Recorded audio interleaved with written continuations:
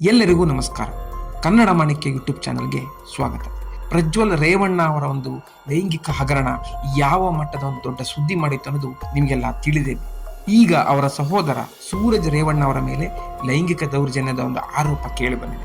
ಖಾಸಗಿ ಟಿವಿ ವಾಹಿನಿಯಲ್ಲಿ ಒಬ್ಬ ವ್ಯಕ್ತಿ ಬಂದು ಸೂರಜ್ ರೇವಣ್ಣ ಅವರ ಮೇಲೆ ಈ ರೀತಿಯ ಒಂದು ಲೈಂಗಿಕ ದೌರ್ಜನ್ಯದ ಆರೋಪವನ್ನು ಮಾಡ್ತಿದ್ದಾರೆ.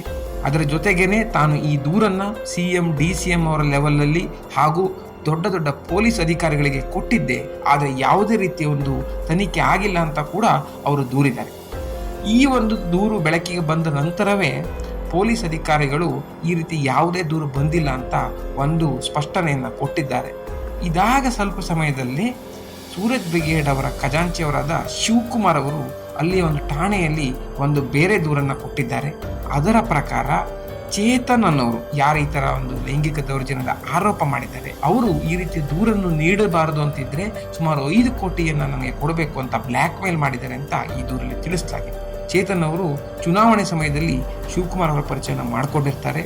ಅದಾದ ನಂತರ ಚುನಾವಣೆ ಪ್ರಚಾರದ ಸಮಯದಲ್ಲಿ ಶಿವಕುಮಾರ್ ಅವರು ಹೇಗಿದ್ರು ಸೂರಜ್ ರೇವಣ್ಣ ಅವರಿಗೆ ಆಪ್ತರಾಗಿದ್ದರಿಂದ ಒಂದು ಪರಿಚಯದ ಮೂಲಕ ಸೂರಜ್ ರೇವಣ್ಣ ಅವರು ಕೂಡ ಇವರು ಭೇಟಿಯಾಗಿರ್ತಾರೆ. ಅವರ ಫೋನ್ ನಂಬರ್ ಕೂಡ ತಗೊಂಡಿರ್ತಾರೆ. ನಂತರ ಶಿವಕುಮಾರ್ ಅವ್ರ ಹತ್ರ ತನಗೆ ಹೇಗಾದರೂ ಮಾಡಿ ಒಂದು ಕೆಲಸ ಕೊಡಿಸಿ ಅಂತ ಕೇಳಿರ್ತಾರೆ. ಶಿವಕುಮಾರ್ ಅವರು ಸ್ವಲ್ಪ ಪ್ರಯತ್ನ ಮಾಡಿದ ನಂತರ ಕೂಡ ಕೆಲಸ ಸಿಗದಿದ್ದರಿಂದ ಸದ್ಯಕ್ಕೆ ಯಾವುದೇ ಕೆಲಸ ಇಲ್ಲ, ನಂತರ ಕೊಡಿಸ್ತೇನೆ ಅಂತ ಒಂದು ಆಶ್ವಾಸನೆಯನ್ನು ಕೊಟ್ಟಿರ್ತಾರೆ. ಆದರೆ ಚೇತನ್ ಅನ್ನೋರು ಆ ಸಮಯದಲ್ಲಿ ಪ್ರಜ್ವಲ್ ರೇವಣ್ಣ ಅವರ ಹಗರಣ ಕೂಡ ಬೆಳಕಿಗೆ ಬಂದಾಗ ಇದನ್ನು ಸದುಪಯೋಗ ಮಾಡ್ಕೊಳ್ಳೋಣ ಅಂತ ಸೂರಜ್ ರೇವಣ್ಣ ಅವರ ಮೇಲೆ ತಾನು ಲೈಂಗಿಕ ದೌರ್ಜನ್ಯದ ಆರೋಪ ಮಾಡ್ತೇನೆ, ಈ ರೀತಿ ಆರೋಪ ಮಾಡಬಾರ್ದು ಅಂತಿದ್ರೆ ನನಗೆ 5 ಕೋಟಿ ಹಣ ಬೇಕು ಅಂತ ಒಂದು ಬೇಡಿಕೆಯನ್ನು ಇಟ್ಟಿರ್ತಾರೆ. ಈ ರೀತಿ ಒಂದು ಬೇಡಿಕೆಯನ್ನು ಇಟ್ಟಾಗ ಶಿವಕುಮಾರ್ ಅವರು ಗಲಾಟೆ ಮಾಡಿಕೊಂಡು ಅವ್ರನ್ನ ಬೈದು ಕಳಿಸಿರ್ತಾರೆ. ಏನು ಬೇಕಾದ್ರೂ ಮಾಡ್ಕೊಳ್ಳಿ ಅಂತ ಹೇಳಿರ್ತಾರೆ. ಇದಿಷ್ಟನ್ನ ದೂರಲ್ಲಿ ತಿಳಿಸಲಾಗಿದೆ. ಈಗ ಈ ಒಂದು ಪ್ರಕರಣಕ್ಕೆ 2 ರೀತಿಯ ಒಂದು ಸ್ಟೋರಿಗಳು ಹೊರಬಂದಿವೆ. ಇದರಲ್ಲಿ ಯಾವುದು ಸತ್ಯ ಅನ್ನೋದು ನಮಗೆ ಮುಂದಿನ ದಿನಗಳಲ್ಲಿ ಗೊತ್ತಾಗಬೇಕಿದೆ. ಇನ್ನು ಸ್ವಿಟ್ಜರ್ಲ್ಯಾಂಡ್ನ ಒಂದು ಮೇಲ್ಕೋರ್ಟಲ್ಲಿ ಒಂದು ಮಹತ್ವದ ತೀರ್ಪು ಬಂದಿದೆ. ಜಗತ್ತಿನ ಟಾಪ್ 100 ಶ್ರೀಮಂತರಲ್ಲಿ ಒಂದು ಕುಟುಂಬವಾದಂತಹ ಹಿಂದೂಜಾ ಕುಟುಂಬದ ಮೇಲೆ ಈ ಮಹತ್ವದ ತೀರ್ಪು ಬಂದಿದೆ. ಭಾರತದಿಂದ ಒಂದು ಮೈಗ್ರೆಂಟ್ ವರ್ಕರ್ಸನ್ನು ಕರೆದುಕೊಂಡು ಬಂದು ಅವರಿಗೆ ತಮ್ಮ ಫ್ಯಾಮಿಲಿಯಲ್ಲಿ ಕೆಲಸ ಕೊಟ್ಟು ತುಂಬ ಕಡಿಮೆ ಒಂದು ಹಣವನ್ನು ಕೊಡ್ತಿದ್ದಾರೆ ಅಂತ ಇವರ ಮೇಲೆ ಒಂದು ದೂರಿತ್ತು. ಆ ಒಂದು ದೂರು ಈಗ ಸಾಬೀತಾಗಿ ಹಿಂದೂಜಾ ಫ್ಯಾಮಿಲಿಯ 4 ಮೆಂಬರ್ಗಳಿಗೆ ಸುಮಾರು 4 ವರ್ಷದಷ್ಟು ಜೈಲು ಶಿಕ್ಷೆಯನ್ನು ಕೊಡಲಾಗಿದೆ. ಈ ಕೇಸ್ನಲ್ಲಿ ಏನಾಗಿದೆ ಅಂತಂದರೆ, ಹಿಂದೂಜಾ ಫ್ಯಾಮಿಲಿಯವರು ಭಾರತದಿಂದ ಕೆಲಸಗಾರನ ಕರ್ಕೊಂಡು ಬಂದು ಅವರ ಪಾಸ್ಪೋರ್ಟನ್ನು ಹೋಲ್ಡ್ ಮಾಡಿ ತಮ್ಮ ಮನೆಯಲ್ಲಿ ಕೆಲಸಕ್ಕೆ ಇಟ್ಕೊಂಡಿದ್ರು. ಸುಮಾರು ದಿನಕ್ಕೆ 18 ಗಂಟೆಯಷ್ಟು ಕೆಲಸ ಮಾಡಿದರೂ ಕೂಡ ಇವರಿಗೆ ಸಂಬಳ ತುಂಬ ಕಡಿಮೆ ಇರ್ತಿತ್ತು. ಅದು ಕೂಡ ಭಾರತದ ರೂಪಾಯಿಯಲ್ಲಿ ಇವರಿಗೆ ಸಂಬಳವನ್ನು ಕೊಡಲಿಕ್ಕಾಗ್ತಿತ್ತು. ಸುಮಾರು 700 ರೂಪಾಯಿಯಷ್ಟು ಸಂಬಳವನ್ನು ದಿನಕ್ಕೆ ಕೊಡ್ತಿದ್ರು. ಆದರೆ ಸ್ವಿಟ್ಜರ್ಲ್ಯಾಂಡಿನ ಕಾನೂನಿನ ಪ್ರಕಾರ ಇದು ಅವರ ಮಿನಿಮಮ್ ವೇಜ್ಗಿಂತ ತುಂಬ ಕಡಿಮೆ ಹಣ.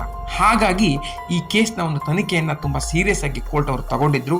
ಈಗ ಈ ಕೇಸ್ನ ಮೇಲೆ ಈ ರೀತಿಯ 4 ವರ್ಷದ ಶಿಕ್ಷೆಯನ್ನು ಅವರು ತೀರ್ಪನ್ನು ಕೊಟ್ಟಿದ್ದಾರೆ. ಈ ಹಿಂದೂಜಾ ಫ್ಯಾಮಿಲಿಯವರ ಮೇಲೆ ಮೊದಲು ಕೂಡ ಒಂದು ಭಾರತದಿಂದ ಕಾಗದ ಪತ್ರ ಇಲ್ಲದಿದ್ದಂತಹ ವರ್ಕರ್ಸನ್ನು ತಮ್ಮ ಮನೆಯಲ್ಲಿ ಕೆಲಸಕ್ಕೆ ಇಟ್ಕೊಂಡಿದ್ದಾರೆ ಅಂತ ಒಂದು ದೂರು ಬಂದಿತ್ತು. ಆದರೆ ಆ ಕೇಸು ಹೇಗೋ ಮುಚ್ಚೋಗಿತ್ತು. ಇದಷ್ಟೇ ಅಲ್ಲದೆ ಈ ರೀತಿ ಒಂದು ಅವರ ಮನೆಯವರೇ 3 ಕೆಲಸಗಾರರು ತಮಗೆ ಸಂಬಳ ಕಡಿಮೆ ಕೊಡ್ತಿದ್ದಾರೆ ಅಂತ ಕೇಸ್ ಹಾಕಿದಾಗ ಸಿವಿಲ್ ಕೋರ್ಟ್ನಲ್ಲಿ ಕೋರ್ಟ್ ಹೊರಗಡೆನೆ ಈ ಕೇಸನ್ನು ಮುಚ್ಚಾಕ್ಲಿಕ್ಕೆ ಫ್ಯಾಮಿಲಿಯವರು ಟ್ರೈ ಮಾಡಿದ್ರು. ಆದರೆ ಮೇಲ್ಕೋರ್ಟು ಈ ಕೇಸನ್ನು ಸೀರಿಯಸ್ ಆಗಿ ತಗೊಂಡು ಇದನ್ನು ತನಿಖೆ ಮಾಡಿ ಈ ರೀತಿ ಒಂದು ಮಹತ್ವದ ತೀರ್ಪನ್ನು ಕೊಟ್ಟಿದೆ. ಕೇವಲ ಜೈಲು ಶಿಕ್ಷೆ ಅಷ್ಟೇ ಅಲ್ಲದೆ ಈ 3 ಕೆಲಸಗಾರರಿದ್ದಾರೆ ಅವರಿಗೆ ಭಾರತೀಯ ರೂಪಾಯಿ ಲೆಕ್ಕದಲ್ಲಿ ಸುಮಾರು 7.5 ಕೋಟಿ ರೂಪಾಯಿ ಅಷ್ಟಾಗುತ್ತೆ. ಅಷ್ಟು ಹಣವನ್ನು ಪರಿಹಾರವಾಗಿ ಕೊಡಬೇಕು. ಅದ್ರ ಜೊತೆಗೆ ಸುಮಾರು 2.5 ಕೋಟಿಯಷ್ಟು ಹಣವನ್ನು ಲೀಗಲ್ ಫೀಸ್ ಅಂತ ಕೊಡಬೇಕು ಅಂತ ತೀರ್ಪನ್ನು ಕೊಟ್ಟಿದ್ದಾರೆ.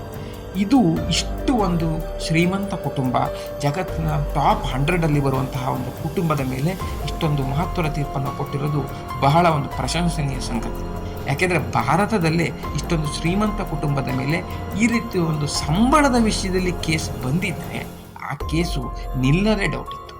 ಇನ್ನು ಆ ಕೇಸ್ ತನಿಖೆಯಾಗಿ ಇಷ್ಟು ಒಂದು ಸೀರಿಯಸ್ ಆಗಿ ಒಂದು ತೀರ್ಪನ್ನು ಕೊಡೋದು ಮಾತ್ರ ಬಹಳ ದೂರದ ಸಂಗತಿ.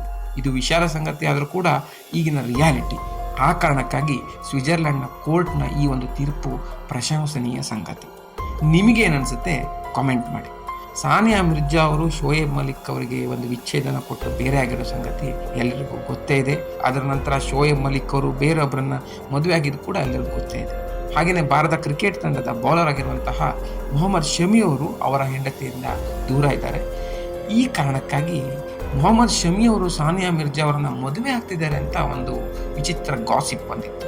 ಈಗ ಅದಕ್ಕೆ ಒಂದು ತೆರೆ ಬಿದ್ದಿದೆ. ಸಾನಿಯಾ ಮಿರ್ಜಾ ಅವರ ತಂದೆಯವರು ಸ್ವತಃ ತಾವೇ ಇದರ ಬಗ್ಗೆ ಸ್ಪಷ್ಟನೆಯನ್ನು ಕೊಟ್ಟಿದ್ದಾರೆ. ಈ ರೀತಿ ಯಾವುದೇ ಒಂದು ಮದುವೆ ಅರೇಂಜ್ಮೆಂಟ್ ನಡೆದಿಲ್ಲ. ಸಾನಿಯಾ ಮಿರ್ಜಾ ಅವರು ಮೊಹಮ್ಮದ್ ಶಮಿ ಅವರನ್ನ ಭೇಟಿ ಕೂಡ ಆಗಿಲ್ಲ ಅಂತ ಒಂದು ಸ್ಪಷ್ಟನೆಯನ್ನು ನೀಡಿದ್ದಾರೆ. ಆದ್ದರಿಂದ ಈ ಒಂದು ಹೊಸ ಮದುವೆ ಗಾಸಿಪ್ಗೆ ತೆರೆ ಬಿದ್ದಿದೆ. ಸ್ನೇಹಿತರೆ, ನಿಮಗೆ ಈ ವಿಡಿಯೋ ಇಷ್ಟ ಆಗಿದರೆ ತಪ್ಪದೆ ಶೇರ್ ಮಾಡಿ. ಹಾಗೆಯೇ ಈ ರೀತಿ ಒಂದು ವಿಶೇಷವಾದ ಸುದ್ದಿಗಳನ್ನು ನೀವು ತಿಳ್ಕೋಬೇಕು ಅಂದರೆ ನಮ್ಮ ಕನ್ನಡ ಮಾಣಿಕ್ಯ ಚಾನಲ್ಗೆ ತಪ್ಪದೆ ಸಬ್ಸ್ಕ್ರೈಬ್ ಮಾಡಿ.